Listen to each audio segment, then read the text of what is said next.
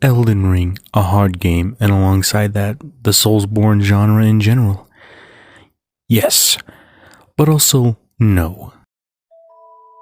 A lot of people get the misconception that these games are so hard and so unfairly hard that you cannot beat it, and the people that do have no lives. I'm here to tell you that that is far from the truth.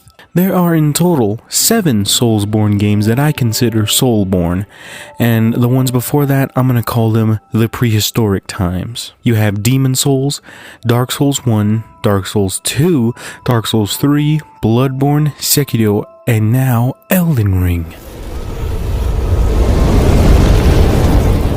The majority of people that you are being a dick to are children! What? Get off of here and stop harassing children! What? I'm a child and you are literally harassing me for no reason because I have a hobby! Shut up, bitch! Oh my God! We do not care. And for years, the World Wide Web of people in the internets and for years, the internet has claimed these games hard and impossible, and games that are just too hard, when in actuality, it's those same people that make the experience hard for themselves. No shit. The Soulsborne games aren't in nature difficult. They're just games. You find enemies, you defeat them, you finish the level, you complete the objective, you beat the game. You die, you come back. It's a very simple concept with layers and layers and layers on top of it. But in nature, these games aren't that hard. They may be difficult, they may take trial and error, but they are beatable. You can play the games, you can get past anything and beat the game. It's possible. So why is it so hard? Why do people say these things? Why? So many questions. The cold cut truth is, you're making it hard for yourself. When I first played Dark Souls 1, I was struggling to even just succeed in the undead parish. What was I doing wrong? Why was it so difficult? Well, when you first start out in the undead asylum, you are given a shield, and the instinct that you have in your mind is, I should use this shield. So you kind of develop this overprotectiveness over your character, that if you die, that's terrible, don't do that, you must protect yourself at all costs. So hold this shield up the entire game, go to town. Well, it seems a lot of players are also led down that path, starting with the game Demon Souls, which came out for the PS3. That was the first Souls game. Technically not the first Souls games, but the one that everyone considers the grandfather. In that game, you are told to use a shield. You are given the shield. You are told this thing will protect you. Use it. So when people came from that game over to Dark Souls 1, you instinctively think, I'm gonna use this shield, when you're only hindering yourself from the many possible things you could do. Like, for instance, two-handing. If you two-hand a weapon, it'll put your shield away, and you can two-hand your weapon, which gives it more damage.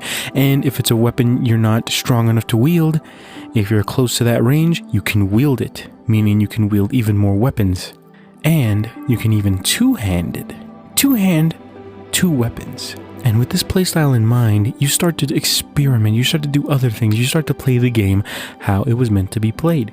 You could play it with the shield, you could be boring, you could be a bitch, or you could try different builds. And this went further into Dark Souls 2, into Dark Souls 3, especially with the weapon arts, which allowed you to perform really crazy stuff with your weapons with this little bar in the corner. In Sekiro, you have your samurai sword, but you could also have the weapon arts of your hand, which gives you all kinds of different abilities. And in Elden Ring, it reached its magnum opus. Two-handing, weapon arts for two-handing or single-handing, There are just so many builds in Elden Ring. You can even use magic now. You can use a bow. You can have a spear. You can have a twin blade. You can have a giant axe, a giant hammer, a giant sword. You can have a dagger. You can have just spells. You can even be a dragon, have a dragon playthrough, pyromancy. There's so many builds, and it all stemmed from Dark Souls 1 and Demon Souls, and so on and so forth. But that's the capabilities you have if you experiment. And this is the reason why people have more fun in these games than the people who say the games are hard. Because they're not experimenting. You only make the experience harder for yourself. In Dark Souls 1, you can get more heals by kindling the bonfire, which gives you more Estus, which means you can experiment more. You upgrade your levels. You can farm souls, upgrade your level to make your health even higher, your endurance higher. Build your strength and dexterity so you can use a wider range of weapons. You have a shield, you have bows, you have items. The black bombs that you get at the beginning of the game, if you choose the thief, you can defeat the asylum demon first try. These games aren't hard. You're making it hard for yourself. Developers give you the tools for the right job. And it's up to you to decide when to use those tools, how to use them, or if you're going to use them at all. And most people who say these games are hard don't fully take advantage of these tools. Instead, they put their shield up, they wait for a moment of attacking, and by the time it takes them to beat the undead parish, the rest of us are already in Elden Ring, smacking down dragons and drinking that good crimson tears. The many mechanics of these games help you in a lot of ways. You have your healing, you have your rolling, and in these games, rolling is the greatest thing ever, because while you're rolling, you have iframes, and for people unfamiliar with iframes in the Soulsborne games, basically, when you're rolling or performing certain actions, you have iframes, and these iframes are frames of invincibility, meaning that enemies can attack you, and you will not take damage. You will stay good. So when an enemy is coming in for an attack and the attack is just about to hit you, you can pull off a roll and avoid the attack, which can give you the opportunity to put in your own attack. And it's been that way ever since, and in Elden Ring, the same is true. So it's this form of rhythm and dance with the game that you're having. You see an enemy, you study their attack patterns, you see what killed you last time, you learn through failure, you try and try again, and finally you know exactly what the enemy is going to do. It's almost as if you instinctively know what they're going to do. You know what they're going to do before they even do it, and you're prepared. Enemy comes in for an attack, you roll, and then you notice, oh, this enemy's going to take a while to get back up. I can get a few hits in. And it's just that easy. Eventually you start to get further and further in the game until, before you know it, hey, look at that, you're at the end. A lot of people struggled with this in reviews of Dark Souls 1, 3, all these games. They can't even get past the first boss.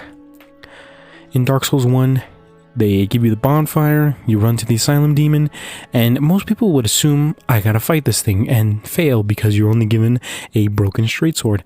Most probably don't even know that you can run past it and get to the door on the left, find your actual weapons that aren't broken, and defeat the asylum demon the second try around. They don't explore, they don't experiment, they don't do anything except make the game harder for themselves by hiding behind a shield. And for those people who struggle with these games, when we say get good, it's not a form of hostility. We're not telling you you're bad. It's encouragement to do more, try something else. This isn't working. Do this instead. The community is very helpful. Most of the time. Some of the time, you're going to be jumping off a cliff because something on the ground told you to. But the games aren't that hard. They're very easy to get into, and once you're into it and you've mastered the combat, you start to take in the lore, the environment, the enemy designs. You start to take in all these things, and it's just icing on the cake. And that's what makes us love these games so much.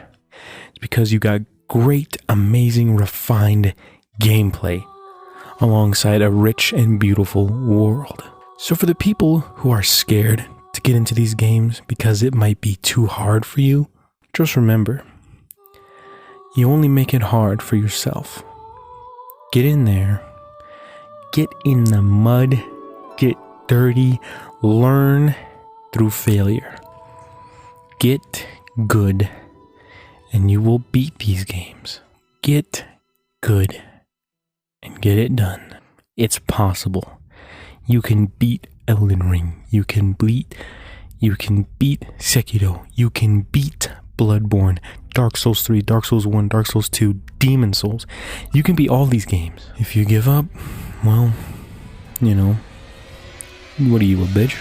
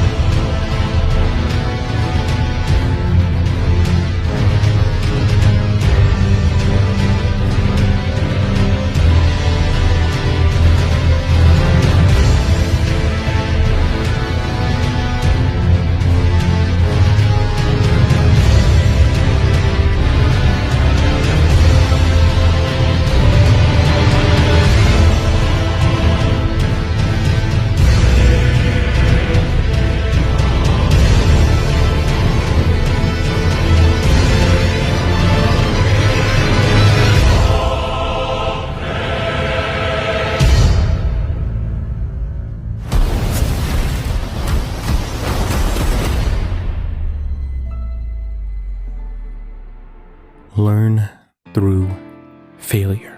So to answer the whole point of this video even being made, are these games hard? No. You only make it hard for yourself. So get in there and beat these games. And I don't want to hear you say it's too hard, you son of a bitch. I just told you why it isn't. Now go do it.